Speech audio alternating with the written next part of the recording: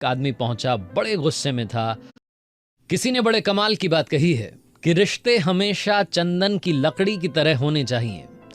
टुकड़े चाहे 1000 हो जाएं, मगर सुगंध नहीं जानी चाहिए।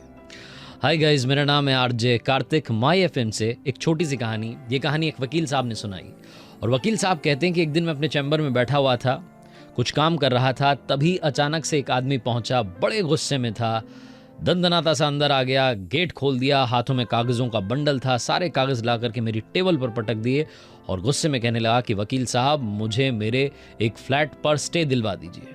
मैंने कहा, आपको अपने एक फ्लैट पर स्टे चाहिए? मुझे तो कहानी समझ में नहीं आई। आप बैठिए, आराम से बैठिए, सारी बातें समझेंगे, शांति से बैठिए। एसी थोड़ा और मैंने उनके लिए अच्छा टेम्परेचर कर दिया, ठंडक हो जाए, ताकि वहाँ अपने ऑफिस बॉय को बुलाया, कहा कि ठंडा पानी ला करके पिलाओ, बढ़िया सा शरबत बनाओ। भाई साहब बहुत गुस्से में है। मैंने धीरे धीरे उनका गुस्सा बाहर निकलवाने की कोशिश की, समझने की कोशिश की कि क्या परेशानी है। कागज देखने शुरू किए। आधे घंटे तक बहुत बातचीत हुई। मैंने उनसे कहा कि एक काम कीजिएगा, 3-4 दिन के बाद में आप आइएगा, मुझे थोड़ा सा वक्त दीजिए, थोड़े और कागजों को समझने दीजिए, थोड़ा और पेपर्स देखने दीजिए। उन भाई साहब को मैंने वहाँ से जहाँ जैसे तैसे विदा किया और 3-4 दिन के बाद में ठीक उसी टाइम पर वापस आ गए जब मैंने बुलाया था। वही गुस्सा, सफ़ेद कपड़े पहने थे लेकिन मिट्टी लगी हुई थी, चेहरा जो था मुरझाया हुआ था, धूप में काला हो चुका था, बहुत परेशानी में। मैंने कहा, भाई साहब आज आप कुछ नहीं बोलेंगे, आज सिर्फ मैं बोलूँगा, मैंने आपके बारे में सब कुछ जान लिया है। आपका छोटा भाई और आपकी बहन, माँ बाप आपके बचपन में ही गुजर गए, उसके बाद में पूरे परिवार का खर्चा आपने चलाया, अपनी बहन को अच्छा पढ़ाया लिखाया, उसके बाद उसकी शादी करवा दी। छोटे भाई के लिए तो आपने जी जान एक कर दी, मतलब अपनी हर सांस उसके नाम कर दी।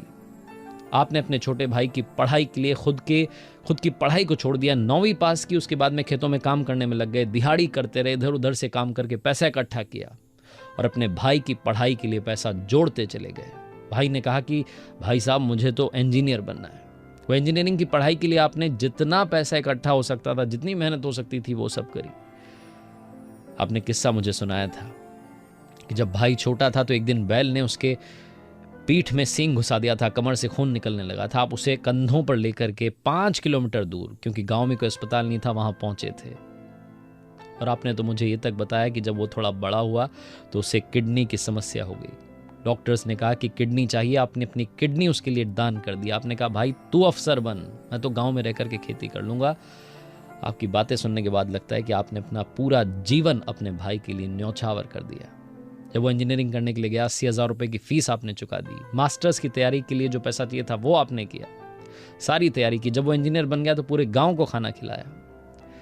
उसे इंजीनियरिंग कॉलेज में एक लड़की पसंद आ गई तो उसने कहा, भाई साहब मुझे इससे शादी करनी है। आपने शादी करवा दी। लेकिन यहां से सब कुछ बदल गया। शादी के बाद आपका भाई बदल गया, घर आना बंद कर दिया, पैसे भेजना बंद कर दिए। जब आप पूछते थे तो कहता था कि यहां बहुत खर्चा होता है। और अभी कुछ दिन पहले उसने एक फ्लैट ले लिया है।